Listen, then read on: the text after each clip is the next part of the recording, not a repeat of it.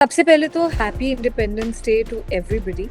लेकिन मैं ऐसा महसूस करती हूँ कि 76 साल हो चुके हैं हमारी इंडिपेंडेंस को, पर फिर भी कहीं ना कहीं महिलाएं अभी भी पूरी तरीके से आज़ाद नहीं है इस देश में।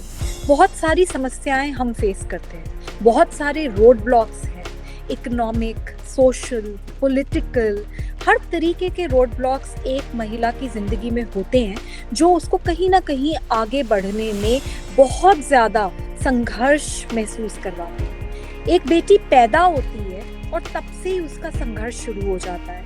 माँ बाप या सोसाइटी या एवरीबडी एट लार्ज क्या किस तरीके से उसको बड़ा करते हैं, किस तरीके से उसके साथ उसकी कंडीशनिंग होती है, जिससे बड़ी होकर भी चाहे वो इंडिपेंडेंट भी हो, पर कहीं ना कहीं वो अपने आप को थोड़ा कमजोर महसूस करती है। ये हमारे देश की सच्चाई है और मुझे लगता है इसके बारे में बात करने की ज़रूरत है और इसे बदलने की ज़रूरत है।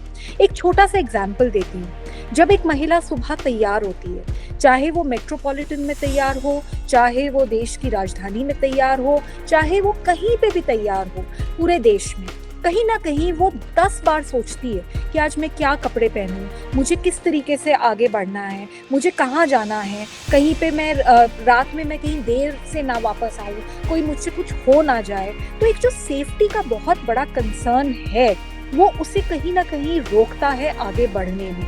और उसी जगह पे अगर आप किसी आदमी को देखें तो बड़ा आसान होता है एक आदमी के लिए, कुछ भी पहनकर कहीं पे भी वो चले जाते हैं। उनको उनके जो रोड ब्लॉक्स हैं उनकी ज़िंदगी में, और ऐसा नहीं है कि आदमियों की ज़िंदगी में संघर्ष नहीं है, बिल्कुल संघर्ष है, लेकिन उनके संघर्ष बहुत अलग है और महिलाओं के संघर्ष मैं ये मानती हूँ कि बहुत अलग है। और बहुत दुख होता है कि अभी 76 साल इंडिपेंडेंस को हुए हैं और आज भी हम लोगों को उसी तरीके से वही बातें बार बार दोहरानी पड़ती हैं। देश में हर दिन कई बलात्कार होते हैं। दिल्ली देश की राजधानी में हर दिन 6 रेप्स होते हैं और बच्चियों के रेप होते हैं। 8 महीने की बच्ची के साथ रेप हुआ, 90 साल की औरत के साथ रेप हुआ। और एक पूरे देश के अंदर एक माहौल है कि कुछ भी हो सकता है किसी महिला के साथ, और महिलाएं कहीं ना कहीं अपने आप को अकेला महसूस करती हैं विमेन सेफ्टी के इशू पर। और मेरे हिसाब से जब तक ये होगा तब तक बताइए कि कैसे महिलाएं सच में आज़ाद होंगी। तो ये सारे सवाल हैं, क्योंकि मैं ऐसा मानती हूँ कि जब तक आधी आबादी इस पूरी प्रोग्रेस में और इस पूरे इंडिपेंडेंस में जम के हिस्सा नहीं लेगी, जब तक वो आज़ाद नहीं महसूस करेगी, तब तक मुझे लगता है कि हमें एक बहुत अभी it's a long road that we have to travel. मुझे ये लगता है कि अगर हम अपने संसद की ओर देखें या देश में लेजिस्लेचर्स की ओर देखें तो संसद में भी सिर्फ 14% महिलाएं हैं। तो मुझे ये लगता है कि इस इंडिपेंडेंस डे पे सारी पॉलिटिकल पार्टीज को प्रण लेना चाहिए और केंद्र सरकार को इसके ऊपर तुरंत कानून लाना चाहिए कि कम से कम अब तो 50% रिजर्वेशन हो विमेन की पार्लियामेंट में और बाकी सारे स्टेट लेजिस्लेचर्स में।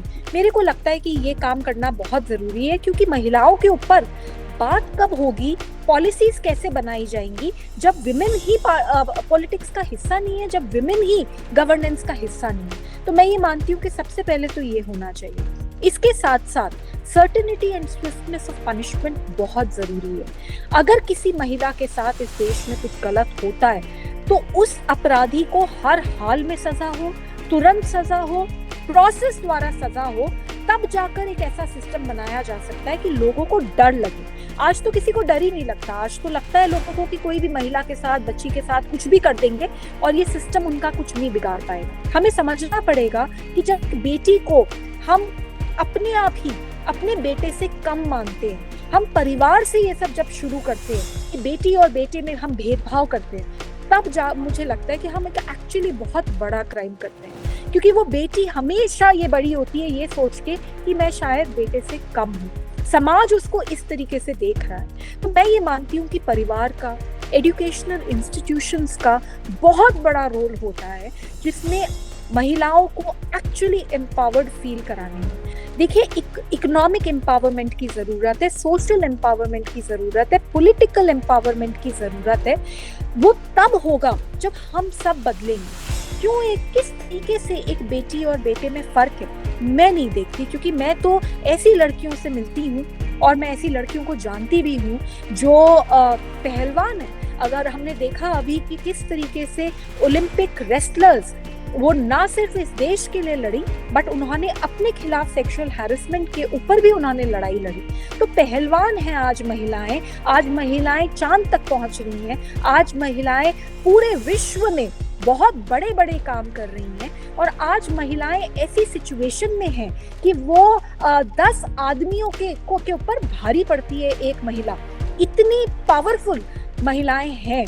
लेकिन मैं फिर भी ये मानती हूँ कि आधी आबादी अभी भी कहीं ना कहीं एक पूरा मैसेजिंग हमारी सोसाइटी में और हमारी पॉलिटिकल फ्रेमवर्क में ये है कि महिलाएं को आगे नहीं बढ़ने देना है। तो मेरे को लगता है उसको चैलेंज करने की ज़रूरत है, और जब तक वो नहीं होगा तब तक कोई भी आज़ादी का जश्न मेरे हिसाब से अधूरा है। हर जिंदगी का आज़ाद भारत आज़ाद नारी एक बहुत ही अच्छा कैंपेन है, और मैं सबसे रिक्वेस्ट करूंगी कि इससे जुड़ें। आई थिंक ये बहुत ज़रूरी है कि इंडिपेंडेंस डे पे कम से कम हम इस बारे में बात करें कि क्या सच में महिलाएं इस देश में उतनी ही आज़ाद हैं जितनी पुरुष हैं।